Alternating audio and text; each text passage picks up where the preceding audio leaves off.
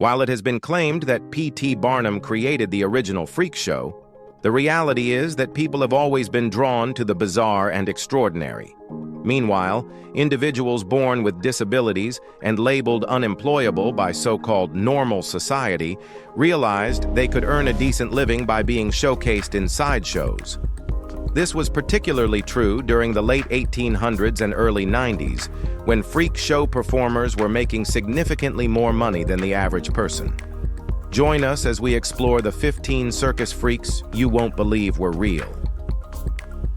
Number 15. Clémentine Delay. Clémentine is France's most famous bearded lady. Born in Lorraine near the German-Swiss border, she was notably hirsute by adolescence but initially tried to conceal it.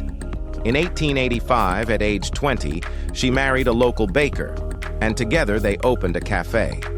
When a traveling carnival passed through town in 1900, Clémentine saw its bearded lady and confidently declared she could grow a better one, and she did. The couple embraced her newfound fame, renaming their shop Le Café de la Femme à Barbe, the Cafe of the Bearded Woman, and sold postcards featuring her behind the counter. As public interest grew, she began touring, appearing in museums, cabarets, and circuses across Europe. She famously turned down a U.S. tour. In 1934, she released her memoirs. Through confidence and clever branding, Clémentine turned a supposed flaw into stardom, becoming not just a sideshow sensation, but a figure of fearless self-expression. She wasn't as renowned as Annie Jones, but she was utterly unforgettable. Number 14. Cialo, the Seal Boy. Stanislaus Barnum was born in Pittsburgh in 1901. Stanley's underdeveloped arms, the result of a condition called phocomelia, were caused by a genetic disorder, not, as commonly assumed, by chemical exposure. Phocomelia became widely tied with thalidomide, a drug that caused severe birth defects in over 10,000 children during the 1950s and 60s. By most accounts, Stanley was first spotted selling newspapers before gaining recognition in nearly every major American sideshow and dime museum.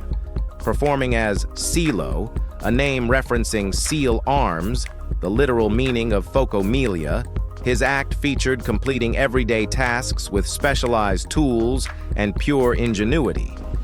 His charisma left a lasting impression. While touring with Ward Hall, Cialo formed a close bond with a chimpanzee that would aggressively defend him against hecklers. For orthopedic comfort, he often lodged in hotels rather than circus grounds. No one dared question it. In 1972, he helped overturn a Florida law banning handicapped performers. Cialo retired in 1976 and passed away in 1980 after a respected and good 30-year career. Number 13. Cloudo, the Mechanical Man. A fast way to earn money in freak shows was to get someone to impersonate a robot or mechanical device in human form. One popular act in the early 1900s was called No Name. Mr. No Name was described as a human-shaped object whose arms and head otherwise mimicked the motions of a normal, well-dressed gentleman. Electrical cords were attached to him, and a woman, presumably the machine operator, accompanied him on stage as he walked and moved, always expressionless. The show's promoter even offered $100 to any young woman who could make the so-called mechanical man smile. In a publicity stunt, he visited Washington, D.C., and was invited to appear on the Treasury steps to promote the war-saving stamp campaign. There, it, as the papers called him, dramatically tumbled down the stairs and emerged unharmed. Spectators insisted it must be a miraculous machine to have survived such a fall intact. The illusion worked. The crowd believed he wasn't human. Number 12. The Man with Two Faces.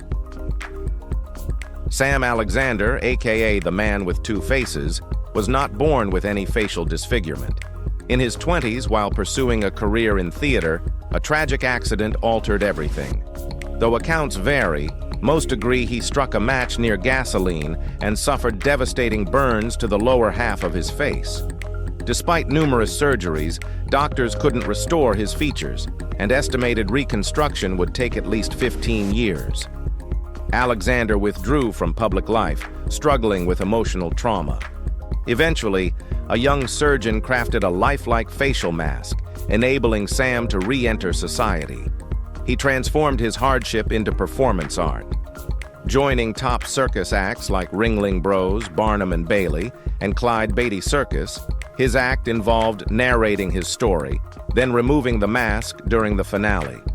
He later founded his own sideshow. After further surgeries, he retired, still wearing the mask. Sam died of natural causes in 1997 and remained deeply cherished by his community and fellow performers alike. Number 11. Ching-Ling Fu and Chung-Ling Soo. William Ellsworth Robinson, or Chung-Ling Soo, became a celebrated magician, but before him came the real Ching-Ling Fu. Ironically, at a time when Chinese immigrants faced deportation or exploitation, the Chinese magician identity was coveted by white performers. The real Ching-Ling Fu, born Chi-Ling Kwa, astonished audiences at Omaha's 1898 Trans-Mississippi exhibition. His illusions included conjuring large tubs of water, milk, and ducks from under cloth, blowing smoke that transformed into streamers or a 9-foot pole, and debuting the torn and restored paper trick. Soon, imitators flooded vaudeville with fake names, Tung Pin Soo, Rushling Toy, and others. But Robinson, rebranded as Chung-Ling Soo, stole the spotlight. He never broke character, speaking mock Chinese and using interpreters. When Ching challenged him, Soo flawlessly copied his routines. In 1918, during a bullet catch trick in London, Soo's gun malfunctioned and fatally shot him, ending the act and the illusion in one tragic moment. Number 10. Half Man and Half Frog. In 1902, a bizarre sighting emerged from South Carolina.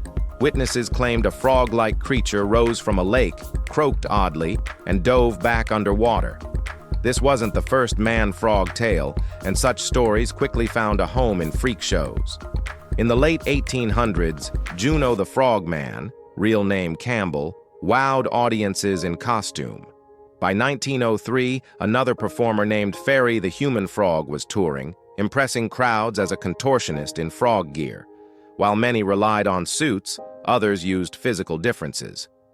In 1866, France showcased a frogman described as having a stout, deformed body, skin like a leather bottle, and a frog-like face with bulging eyes, a massive mouth, and a clammy texture.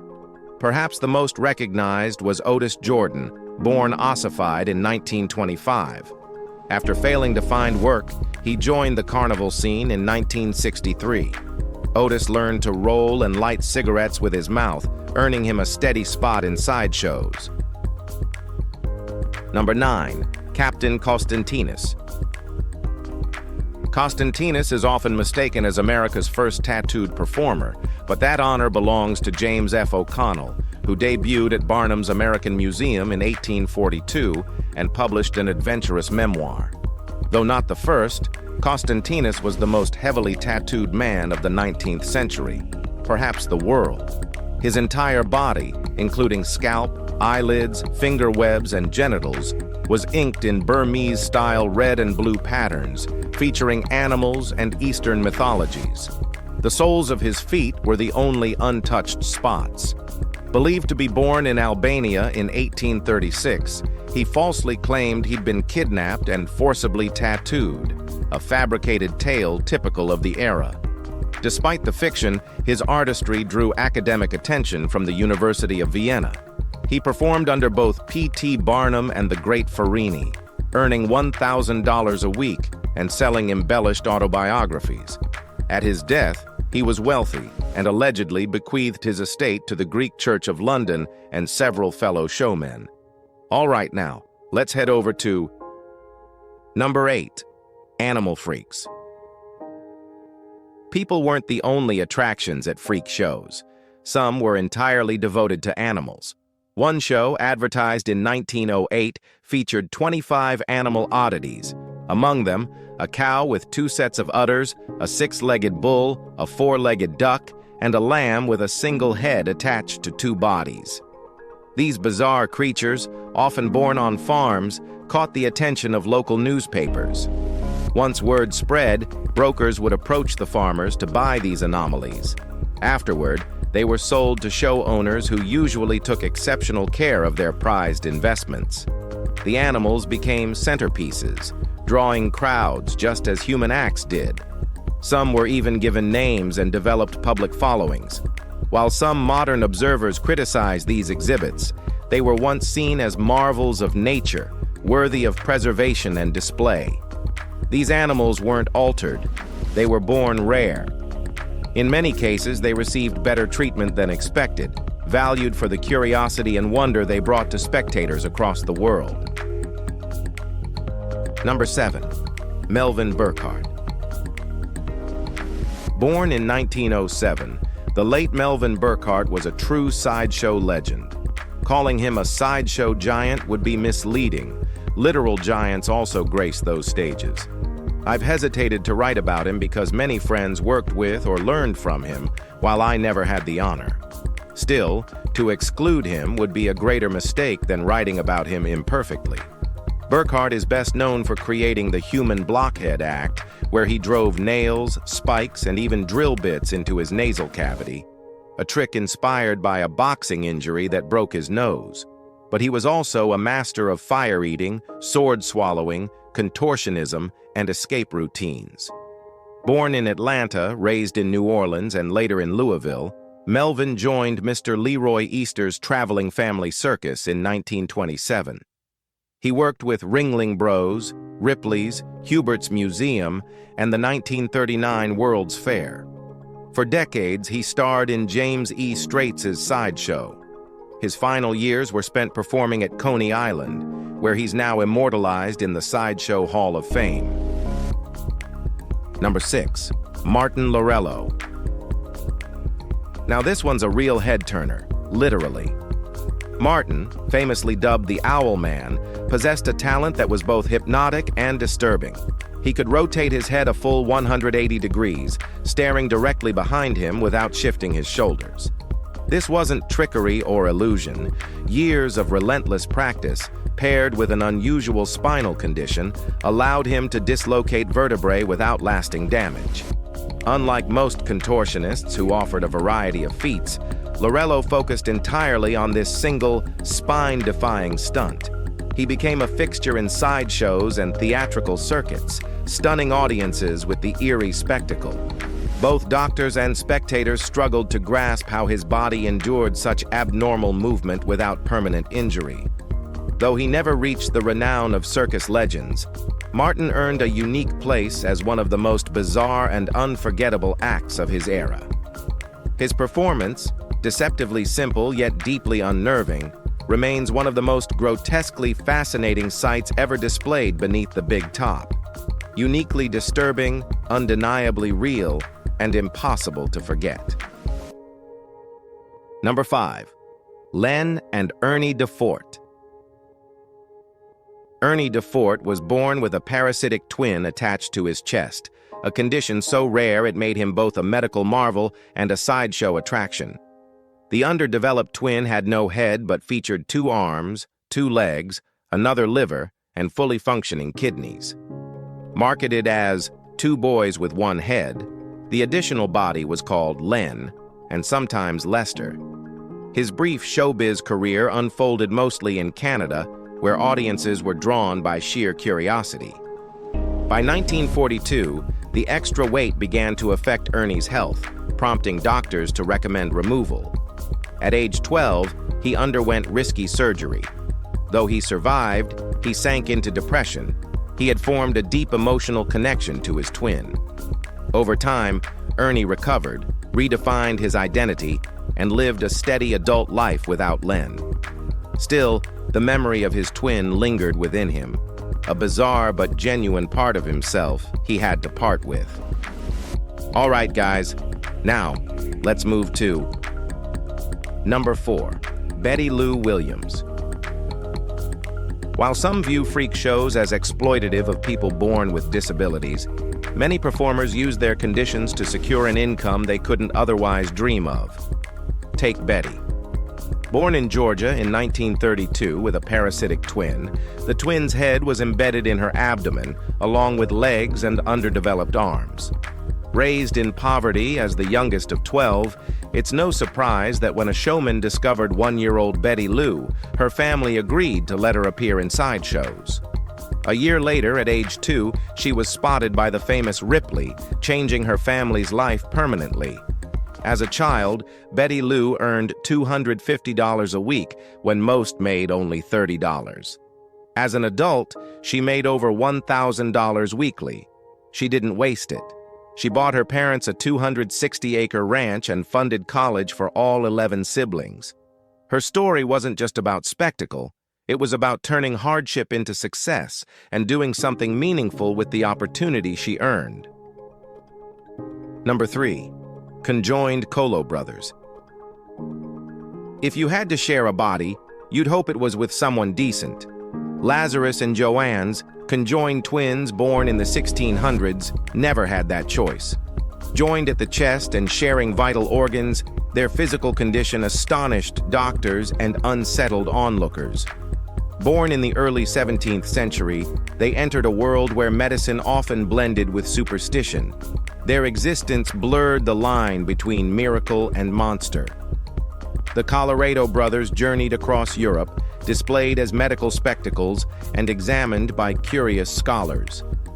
Their condition remains shocking even today, but back then, it was nearly incomprehensible. More than anomalies, they were siblings navigating a world unsure of how to perceive them. Crowds gawked, scientists speculated. Still, they persisted, earning a livelihood, public attention, and a peculiar fame. Their legacy goes beyond biology. It's cultural. They became enduring symbols of mystery and resilience in an era when science was still grasping for answers it couldn't yet name. Number 2. Anna Swan. Anna was already towering over most adults, measuring 4.5 feet tall, and she kept growing. At 10, she reached 6 feet 1, and as an adult, stood a staggering 7 feet 5 inches. At 17, she joined P.T. Barnum's museum in New York. In 1865, tragedy struck. The museum caught fire. Anna, weighing around 159 kilograms, couldn't escape through the window due to blocked stairways. She was rescued just in time. Afterwards, she resumed touring across the American West and Europe, even performing before Queen Victoria. Her life changed again when she married fellow giant Martin Van Buren Bates, nearly her equal in size. Together, they captivated audiences not only with their size, but also with their elegance. Anna's life was far from ordinary, but it wasn't her height alone that made her unforgettable. It was her quiet strength, perseverance, and grace that left the deepest mark on those who encountered her. Number 1. Alfredo Codona. He wasn't bizarre, he was breathtaking. Alfredo Codona is remembered as perhaps the most gifted trapeze artist to ever fly under a big top. Even legendary aerialist Art Concello praised his brilliance. Codona was the first to master the triple somersault. Born October 7, 1893 in Sonora, Mexico, Alfredo descended from a long line of Italian circus performers. His father owned a circus in southern Mexico. His mother, Hortense Buisley, was a trapeze artist as well. Along with his parents, brother Abelardo, and sister Victoria, Alfredo formed the famed Flying Codonas. In 1917, he married fellow trapeze star Clara Curtin. They divorced in 1927. A year later, he wed Ringling Brothers aerialist Lillian Leitzel. Their bond was passionate, but turbulent.